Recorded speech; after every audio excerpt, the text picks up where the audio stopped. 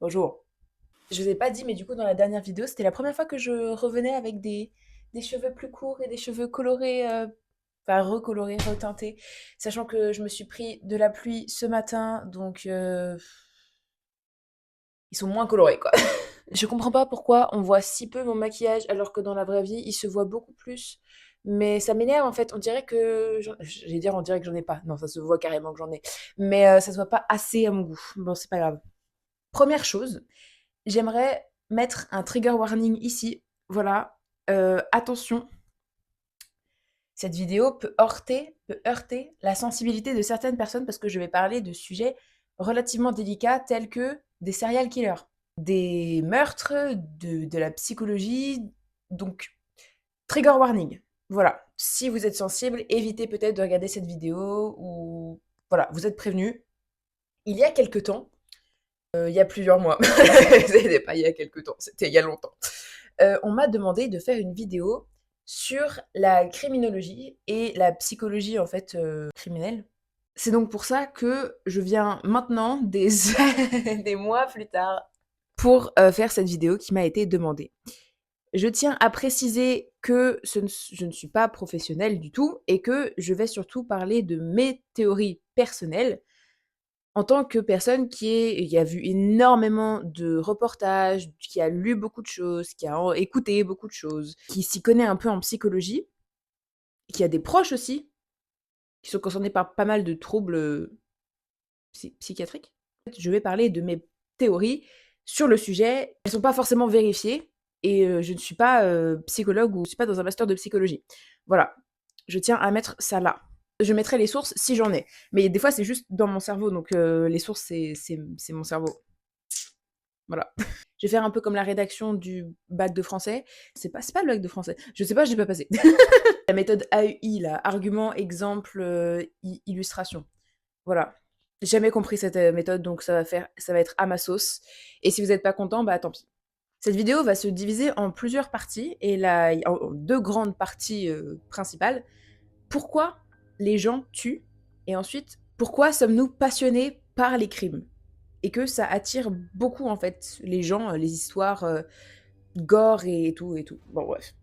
Vous allez voir, ça va être plus logique au fur et à mesure que j'explique. Par contre, je pense vraiment que je vais enlever mon pull parce que je commence déjà à avoir chaud. Je disais donc, je vais à chaque fois prendre des exemples pour illustrer mes propos, comme je l'ai dit précédemment. Premièrement, je ne crois pas au fait qu'il y ait des mauvaises personnes dans ce monde.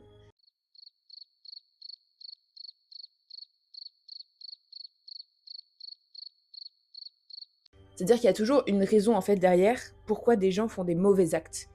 Parce qu'en fait, même les plus grands criminels de ce monde, c'est-à-dire, je sais pas, des gens qui ont fait des génocides et qui ont tué des milliers de personnes, voire des millions de personnes, en fait, ils étaient persuadés qu'ils le faisaient pour le bien, que c'était bien ce qu'ils faisaient. Ils étaient persuadés que c'était la chose à faire.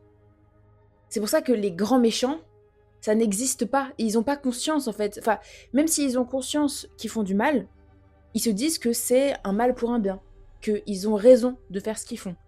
Et ça, c'est important de dire ça, c'est que je pense vraiment pas que le grand méchant loup existe. Voilà. Que l'humain est complexe et que la notion du bien et du mal est beaucoup trop compliquée pour être résumée à juste ça c'est méchant, ça c'est pas méchant. C'est beaucoup plus complexe. Je suis pas du tout en train d'excuser des génocides, hein. Qu'on soit bien clair. C'est non. Voilà. Ce qui fait de nous des mauvaises personnes, ce n'est pas nos intentions, ce sont nos actes. Et que je pense que personne n'a de mauvaises intentions. Ou c'est rare qu'on se rende compte, quand on fait des mauvaises actions, qu'on voulait vraiment faire du mal à quelqu'un. C'est quand même assez rare et c'est...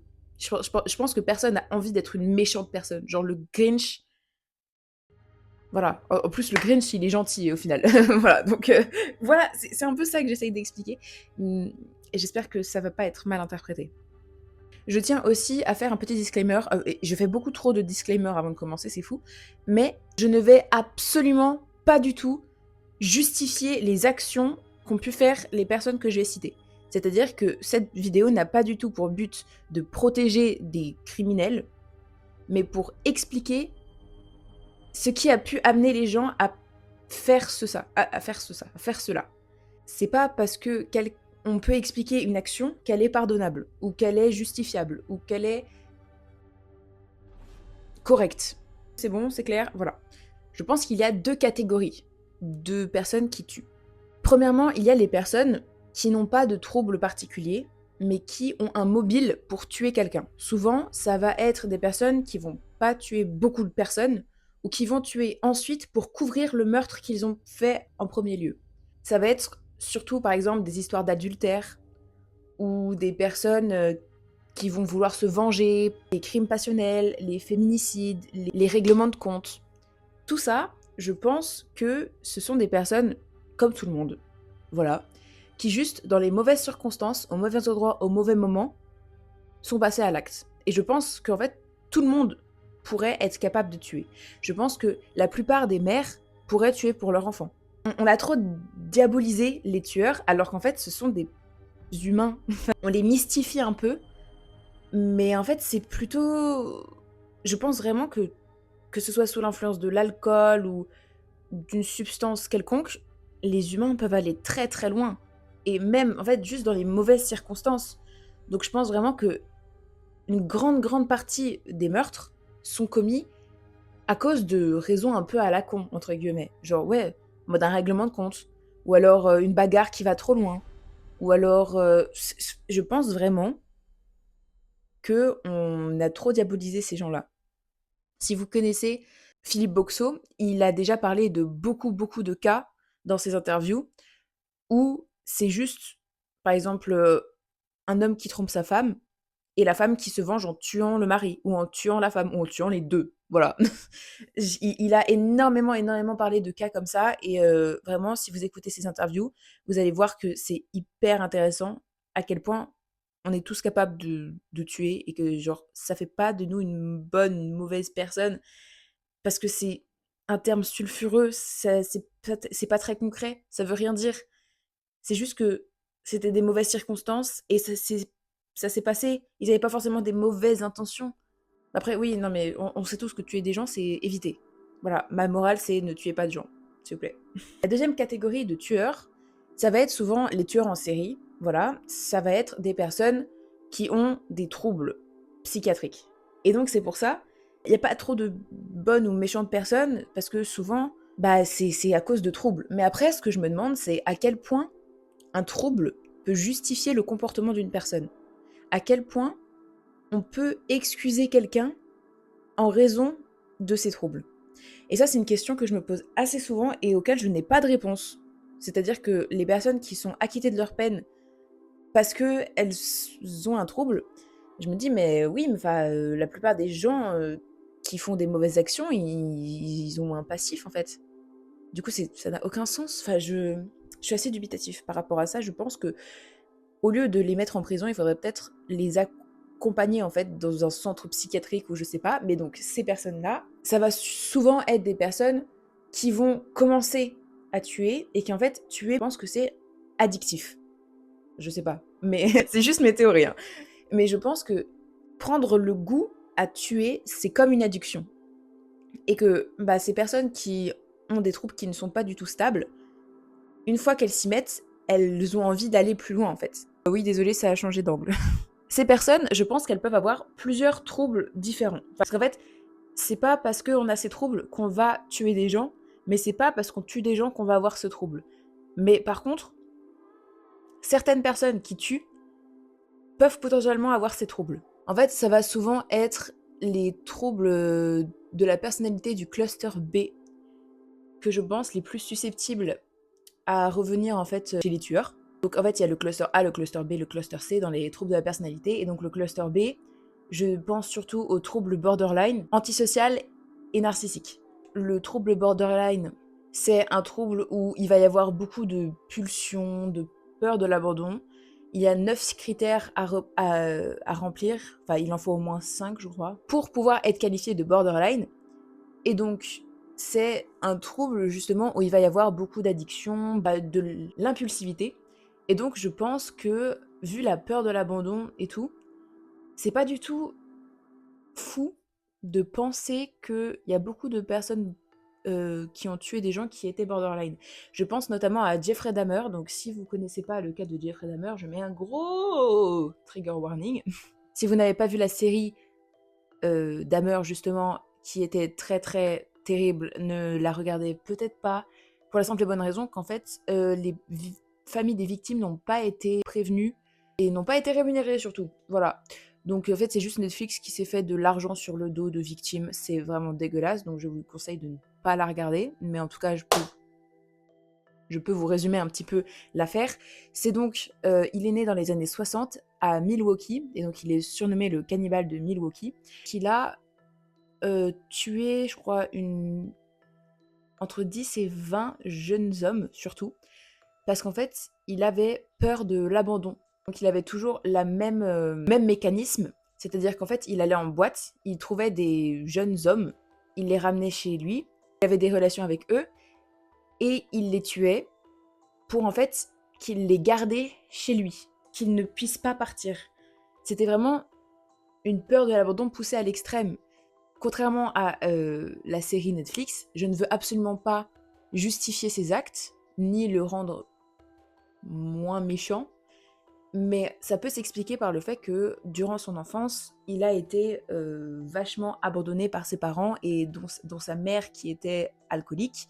Et donc, vu les traumas qu'il a endurés, c'est pas tellement étonnant que c'est un peu parti en cacahuète plus tard. Souvent, dans l'enfance, c'est là que on se développe. Les traumas qu'on peut endurer pendant l'enfance vont déterminer fortement ce qu'on va devenir dans notre vie future. Souvent, en fait, les tueurs en série ont des pathologies qui viennent de traumas, et ça n'est pas forcément inné. Jeffrey Dahmer, ce qu'il faisait, c'est que il vivait avec les cadavres, il gardait des têtes dans son frigo, il dormait avec, et aussi du coup de la nécrophilie, voilà, du cannibalisme, d'où son surnom. J'ai beaucoup de théories sur le cannibalisme et sur la nécrophilie. La nécrophilie, ça peut être la domination masculine parce que justement c'est un corps qui ne peut pas résister, qui est genre inanimé, qui ne vit plus. Et donc en fait c'est un peu genre se l'approprier. Le cannibalisme, je pense que c'est un peu un espèce de kink. En fait ça va être vouloir être au plus proche de la personne, et quoi de plus proche que de l'avoir en soi, genre ingérer la personne. Je pense qu'il y a vraiment un truc aussi, par exemple pour Jeffrey Dahmer, ça va être vraiment comme ça, la personne ne pourra plus partir. Genre elle restera toujours avec moi, elle sera dans moi. C'est le fait d'ingérer quelqu'un, genre, je sais pas si c'est très clair ce que je raconte. D'ailleurs, fun fact, c'est pas fun, mais c'est un fact, la zoophilie n'est pas illégale en France si ça ne concerne pas un animal en captivité ou qui a été domestiqué par l'homme. C'est-à-dire que la zoophilie sur les animaux sauvages, non en captivité, du coup, voilà, est légale et n'est pas punissable par la loi. Voilà, c'est pas terrible. Parlons donc ensuite de la personnalité narcissique, parce que la personnalité antisociale, ça va être un peu plus compliqué. Donc la personnalité narcissique, ça va être, je pense, surtout, c'est un peu des gens qui ont un espèce de complexe de Dieu. C'est-à-dire qu'en fait, ils vont se sentir, pas forcément se sentir, mais ils vont vouloir montrer qu'ils sont supérieurs et qu'ils sont, en fait, ils sont très centrés sur eux-mêmes. Et je pense que, par exemple, tous les dictateurs, en fait, ils ont un peu ça. Ils ont sûrement des troubles de la personnalité narcissique. Ça ne m'étonnerait pas tant. Tous ceux qui ont fait des génocides, là, ils étaient persuadés qu'ils agissaient pour le bien. Je pense qu'ils avaient sûrement un trouble de la personnalité narcissique. Ça, c'était un peu particulier comme type de personne. J'aimerais rajouter que dans la première catégorie, il y a aussi les personnes qui ont été élevées dans un environnement qui a été comme ça. C'est-à-dire que souvent, c'est dans des pays où pour survivre, t'as pas trop le choix que de te battre. Pas forcément dans des pays, mais dans des quartiers où c'est un peu normalisé en fait. Souvent, c'est des quartiers plus démunis. En mode, c'est comme ça, c'est la règle. Et donc, en fait, ça m'étonnerait pas que, genre, il y ait des meurtres en fait dans ce genre d'endroit parce que c'est juste pas du tout des conditions saines pour pouvoir se développer. Et ça, je blâme le gouvernement et le capitalisme. Première fois en 2025. D'ailleurs, bonne fête. Voilà, je case là. Je faisais cette petite, petite aparté. C'est rigolo comme mot. Petit aparté. Je reviens du coup à ma personnalité antisociale. Le dernier truc que je voulais dire par rapport aux troubles potentiels des tueurs. En soi, il y en aurait d'autres. On peut penser que les personnes schizophrènes tuent, mais en fait, je pense qu'elles sont beaucoup plus un danger pour elles-mêmes que pour les autres, dans la mesure où, en fait, elles vont halluciner des choses qui vont contre elles, et pas contre les autres. Donc c'est beaucoup plus probable de se tuer soi-même que de tuer des autres quand on est une personne schizophrène. Même les troubles, tout le monde ne tue pas, hein. Genre, il y a des personnes avec une personnalité antisociale, qui sont en couple, qui ont des amis, qui ont de la famille et qui vivent relativement normalement, hein. Souvent, quand je vois des interviews, les gens ils sont en mode oui, mais c'est pas normal. S'il était vraiment psychopathe, il vivrait pas comme ça, il en parlerait pas comme ça. Bah, mais vous en savez rien. Est-ce que vous êtes son psy? Non. Alors vous vous taisez. Merci. Oui, bah, personnalité antisociale. Je vais y arriver. Plus communément appelé psychopathe, même si j'aime pas ce terme, comme je l'ai dit précédemment, c'est un trouble dont j'ai déjà parlé, qui se caractérise par un manque d'empathie et une espèce de passivité émotionnelle. Regardez mes autres vidéos si vous voulez en savoir plus sur ce sujet. C'est des personnes qui vont avoir plus une facilité à tuer vu qu'elles ne ressentent pas le fait que bah, c'est mal. Genre, tu fais du mal à quelqu'un, c'est pas terrible. Il faut éviter de faire du mal aux gens. Tout simplement. Du coup, ça les touche pas trop. Et donc, ils vont avoir tendance à recommencer parce que, comme je l'ai dit, je pense que tuer, c'est addictif. Ça donne une impression de pouvoir. Parce qu'on prend le pouvoir sur quelqu'un. On prend sa vie. Donc, c'est super cool. Enfin, c'est... Pour ces gens, ils doivent dire, bah, je suis trop fort. Alors que non. Après, ça, c'est un peu une autre histoire. Mais la justice, on peut pas dire qu'elle fasse très bien son travail. Qu'elle accompagne très bien les personnes qui ont des problèmes et qui préfèrent juste en mode les foutre en prison 2-3 ans, les sortir pour bonne conduite et ensuite faire genre que tout va bien alors que rien ne va. Après, je pense en fait qu'il y a un peu du cas par cas parce que là, je parle des grandes lignes, mais que je pourrais faire un topo sur chaque cas qui a été recensé de tueur ou de meurtre ou d'assassinat ou plein de choses comme ça. Parce que, en soi, en fait, il y a toujours un mobile. Et c'est quelque chose qui m'énerve énormément, c'est que les gens, à chaque fois, ils voient les faits, mais ils cherchent pas pourquoi. Mais moi, c'est le premier truc qui me vient à l'esprit, c'est-à-dire que je vois quelque chose, je me demande, ah oui, mais pourquoi? Nous passons donc à la deuxième partie de cette vidéo. Pourquoi est-ce qu'on est tellement passionné par les crimes? Pourquoi les gens sont tellement avides de crimes? Dès qu'il y a une vidéo qui tourne ou qu'il y a un truc un peu sanglant, les gens, ils foncent voir la chose qui va juste être traumatisante et extrêmement déshumanisante pour la personne concernée. Petit mot pour Gaza, voilà, où la guerre, elle continue toujours et qu'il y a toujours des morts et que c'est la situation, elle est abominable et que si vous trouvez des cagnottes qui sont fiables, et faites très attention pour que justement l'argent soit bien reversé aux personnes concernées et que ça va vraiment aider des familles. Si vous trouvez des cagnottes fiables, n'hésitez pas à faire des dons parce que c'est terrible là-bas. Si vous pouvez boycotter certaines enseignes, c'est pas mal aussi. Voilà, donc petit aparté. Et ce mot, j'en peux plus, petit aparté. Je vais prendre l'exemple de Yuka Takaoka, une jeune japonaise qui a été surnommée la vraie tsundere. Ce qui veut dire, en fait, une tsundere en japonais, c'est une personne qui est obsédée par son amoureux au point de le tuer. Vous allez voir. Donc Yuka Takaoka, elle travaille dans un maid café. Les maid cafés au Japon, les serveurs se déguisent en maid, doivent avoir l'air mignonne et servir les clients. Ça peut aller plus loin que juste un café. Enfin, c'est un vrai business et ça peut être assez glauque et souvent les personnes... Enfin, c'est un système assez particulier. Je vous laisse faire des recherches si vous voulez en savoir plus. Je pourrais pas tout expliquer là, c'est un peu trop complexe. Elle va dans d'autres maid cafés où ce sont que des hommes. Ce qui se passe, c'est que dans les maid cafés, il y a un tableau pour savoir quelle maid a le plus de clients, a le plus de pourboire. Et donc, il va être en top de la liste et souvent, du coup, il y a plus de personnes qui payent pour celui-là, vu que c'est celui qui est en top de liste et donc qui reste en top de liste. Yuka Takaoka, ce qu'elle fait, c'est qu'elle va développer des sentiments pour le premier de cette liste, et donc elle va toujours le faire rester en haut de cette liste parce que elle va vouloir être constamment, mais constamment avec lui. Elle va le payer énormément, elle va devenir jalouse quand il a d'autres clients, elle va l'appeler en plein milieu de son travail en lui faisant des menaces au suicide, enfin voilà. Je pense très concrètement qu'elle était borderline parce que c'est vraiment un type très cliché de la personne borderline. Jusqu'au jour où elle va venir chez lui et elle va le tuer dans son sommeil. En fait, elle était jalouse d'une de ses clientes, alors qu'elle n'était même pas en couple avec lui et que lui, je crois qu'il n'était pas vraiment... Enfin, il faisait son travail, c'est tout. Elle est venue le tuer dans son sommeil à coups de couteau dans l'abdomen pour ensuite vouloir se tuer elle-même pour qu'ils soient ensemble dans la mort.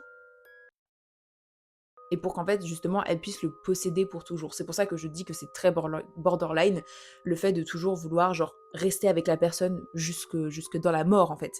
Malheureusement pour elle, heureusement pour tout le reste du monde, il a survécu.